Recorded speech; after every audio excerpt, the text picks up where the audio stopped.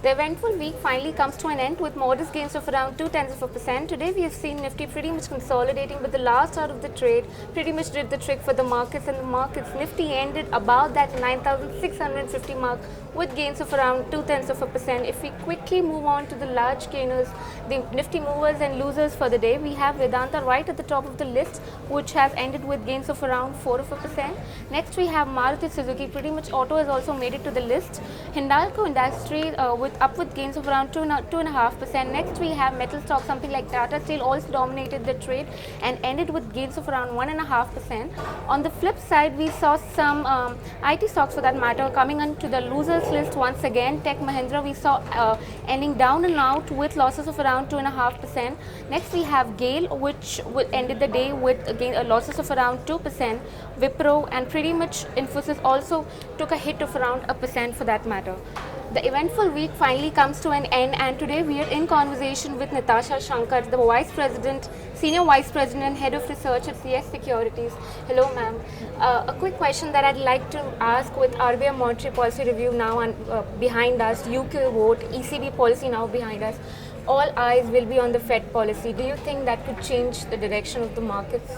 Not really, because if you look at it as far as an expected rate increase is concerned from the US Fed, that is already priced in. I think most of the global markets, including the Indian markets, have already priced in at least 2 more rate hikes. Whether they go ahead with it in this particular policy or the next one, that is the bigger question.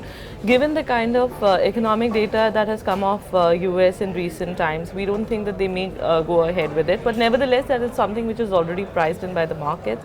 Overall, we think that Indian markets are in a secular uptrend, and that is an uptrend which we expect to continue at least in the given times. Sure, Jayesh. Back to you on Midcaps, please. All right, sure. As far as the benchmark indices were concerned, consolidation was the theme that played out during this week.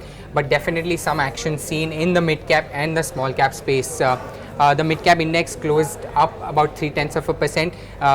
Plenty of action there as well. Piramal Enterprises, Tata Communications, Page Industries among the top gainers. Among the top losers, we had United Breweries, Max Financial, and Indian Hotels. If I go further into the small-cap space, that is where the real action was.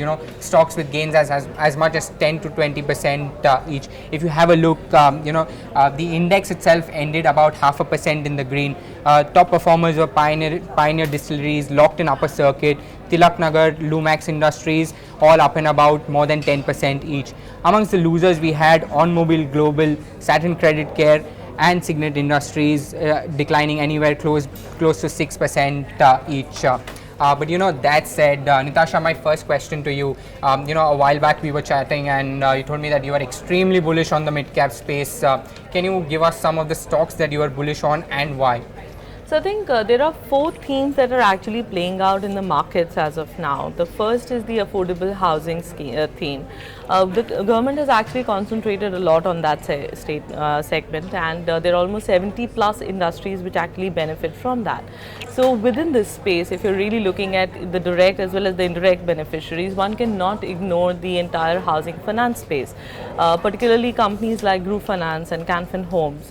They've done a great job of building up their portfolios on the affordable housing side, and that's a growth momentum which we think would continue. And they're healthy NIMs, healthy ROEs, and attractive valuations. If you're pricing in that kind of growth, it makes it a good space to look at. The second space which we are very positive on is the agri space. There's a lot of good news that has come in from the government. They've introduced a lot of schemes for the agri side. They've introduced a lot of schemes to try and boost productivity on that side, and not to mention that we are expecting average to at least normal monsoons coming in this side. Let's just hope that that happens, but within that caveat, that's a space which is looking good. The direct beneficiaries, of course, is the agri-chemical company PI Industries, who've seen a little bit of a pressure on their domestic side, and hopefully that will ease off with better monsoons. And VST Tillers, who've already done a great job as far as the tiller segment is concerned, and are now poised to see a lot of growth coming in on the tractor side as well. So those would be our top picks there. Sure. Thank you. I'm going to be quickly talking about the infra space. We've seen sharp turnaround in the credit profiles of road EPC companies. What is your overall view on the infra space? Anything that you were picking up from there? So I think we've been positive on the infra space, particularly from the asset owners side, which is largely the road portfolio and the ports portfolio for over a year. And now we're actually seeing that benefit coming in. Most of the companies have received great orders, albeit at a lower pace, but they have started to trickle in, particularly on the road side. And companies have improved their execution strength as well by strengthening their balance sheets, trying to improve operational efficiencies. So within that space, I think our topic is of course Sadbhav. Sadbhav has done a great job of as far as their portfolio is concerned. They have a strong EPC portfolio as well, and now the valuations look attractive if you're pricing in growth from an FY18, FY19 perspective as well. So that would be a topic within the sector. Sure, Natasha. So, I want to jump spaces from mid-cap to, getting into sector-specific details. So, this week, particularly for pharma, has been really good. The index itself has gained more than 2.5%, and, individual stock names like Cadila gaining as much as 10%. What's your take on the pharma space on the whole? So if you're looking at the pharma space and you see the kind of sell-off that had happened, this kind of bounce back was but expected, because there would be a short covering which would come in, which is largely technical driven. But if you look at the fundamental side, there are two major pressures over there. One is the pricing pressure, which is there in most of the developed markets as well as the emerging markets, because of which the Indian companies have been seeing a pressure on their top lines. Added to that, the US FDA issues that they're facing, they've not been able to get fresh approvals either. So that is making them lose market share, and the kind of strength that they had earlier is just going away. So one needs to be very stock specific if you're really looking at the pharma space. Again, keep a very long-term kind of a horizon over there, because it would take time for them to come across. Our top picks within the sector would be companies who've shown excellent execution strength, who have a pipeline of drugs which have either recently got approval or about to get approval, and who have shown that they've been able to weather the storm in the past as well. So I think our topic right now is Aurobindo Pharma, because even in terms of the risk reward ratio over there is looking favorable. Post the correction, the valuations are looking attractive, and the approvals they've received, that would give them the jump up as far as the growth is concerned as well. Sure. So Aurobindo Pharma is your top pick, but in terms of sectors like pharma, more often than not, what retail actually wants to really know is that what not to get into. So something in pharma that you is a complete avoid for you. I think the entire sector can be avoided. There are a lot of pockets of growth which are available elsewhere. We've already discussed some of the mid-cap themes that we're really looking at. And even if you're looking at the cap goods space, there are better players, there are larger players over there. BFSI is looking quite attractive, especially PSU banks now post the kind of, the entire NPA crisis is actually played out for them. And if we expect credit growth to improve, which we do, would be going forward, they look attractive. Private banks, yes, the valuations look a little stretched. But upon correction, they make a very good buy.